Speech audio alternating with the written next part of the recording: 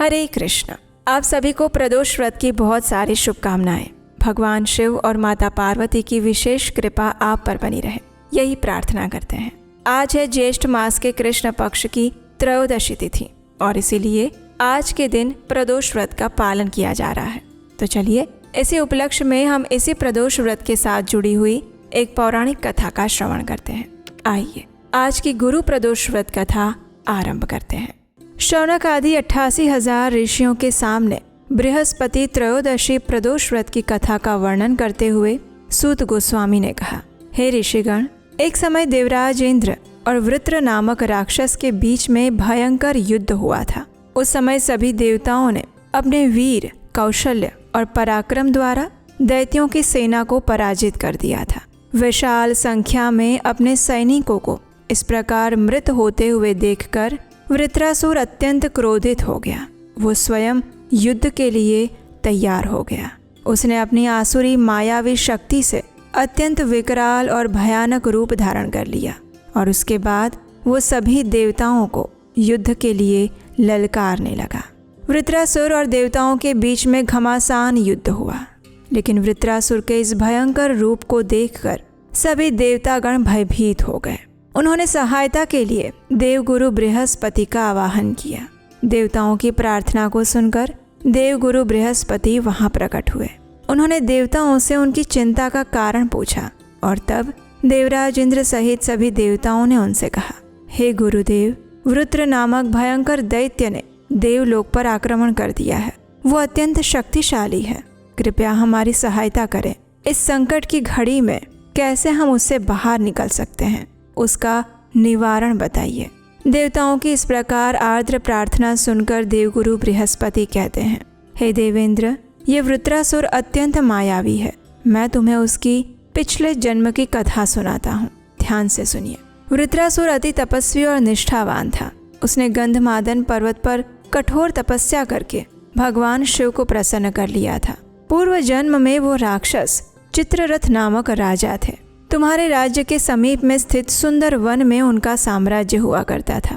उस वन में अनेक साधु, संत, महात्मा आदि तप और साधना करने के लिए आते थे। भगवत प्राप्ति हेतु वो स्थान अत्यंत अनुकूल माना जाता है। एक समय चित्ररथ भ्रमण करते हुए कैलाश पर्वत पर पहुंचा। कैलाश पर्वत पर भगवान शिव अपनी अर्धांगिनी माता पार्वती के साथ विराजमान होकर एक सभा को संबोधित कर रहे थे। चित्ररथ उनके स्वरूप और उनके समीप विराजमान देवी पार्वती का दर्शन करके हाथ जोड़कर उपहास करते हुए भगवान शिव से कहने लगा, हे भगवान, हम तो साधारण जीव हैं, इसलिए माया के वशीभूत होकर स्त्रियों के मोह में फंस जाते हैं। लेकिन देवलोक में तो कहीं भी मैंने किसी को स्त्री सहित सभा में विराजते हुए नहीं देखा है।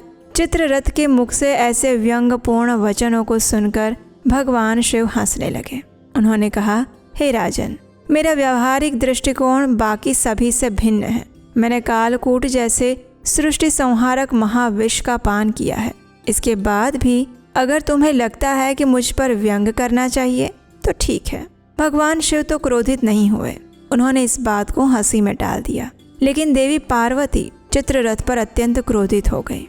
उन्होंने उसकी ओर दृष्टि करते हुए कहा, अरे दुष्ट प्राणी, तूने मेरे सामने मेरे स्वामी और समस्त चराचर जगत में व्याप्त महादेव का उपहास किया है, इसलिए तुझे अपने इस पाप कर्म का दंड अवश्य भोगना होगा।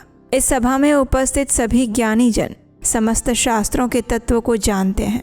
यहाँ उपस्थित सनक, सनंदन, सनातन और सनत कुमार सभी प्रकार के अज्ञान के नष्ट होने के बाद शिव भक्ति में लीन है।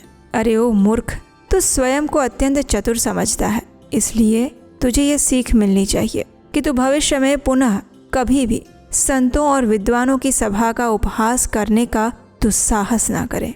मैं तुझे श्राप देती हूँ, किसी क्षण तू अपने इस विमान से पतित होकर भूलोक पर जाएगा और राक्षस योनि में तेरा जन्म होगा।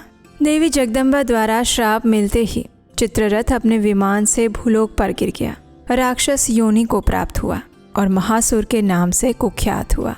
त्वष्टा नामक एक तपस्वी ऋषि ने अपने तपोबल से उस असुर को वृत्रासुर के रूप में प्रकट कर दिया। इस कथा को आगे बढ़ाते हुए देवगुरु बृहस्पति ने कहा, देवगण, वृत्रासुर ब्रह्मचर्य का पालन करते हुए भगवान शिव की भक्ति करने लगा। शिव भक्ति के फलस्वरूप उसे अथाह बल और पराक्रम प्राप्त हुआ है। इसीलिए शिव भक्त होने के कारण तुम उसे परास्त नहीं कर सकते। इसलिए मेरा यही सुझाव है कि अगर तुम उस महापराक्रमी दैत्य पर विजय प्राप्त करना चाहते हो तो बृहस्पति प्रदोष व्रत का भक्तिपूर्वक पालन करो।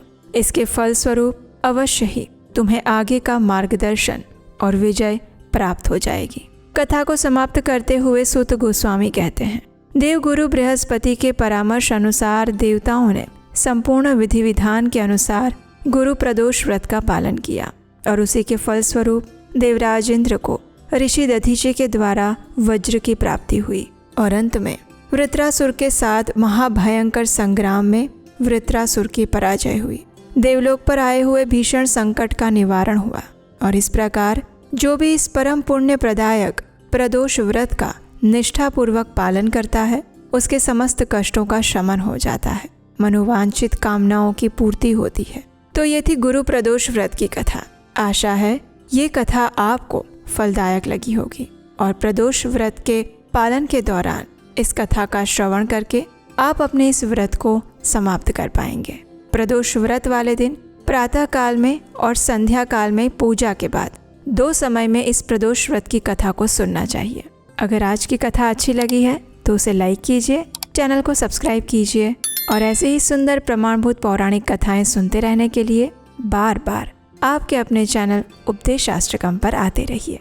भगवान शिव आपकी और आपके परिवार की सदैव सुरक्षा करें और आपकी मनोकामना पूर्ण करें। हरे कृष्ण।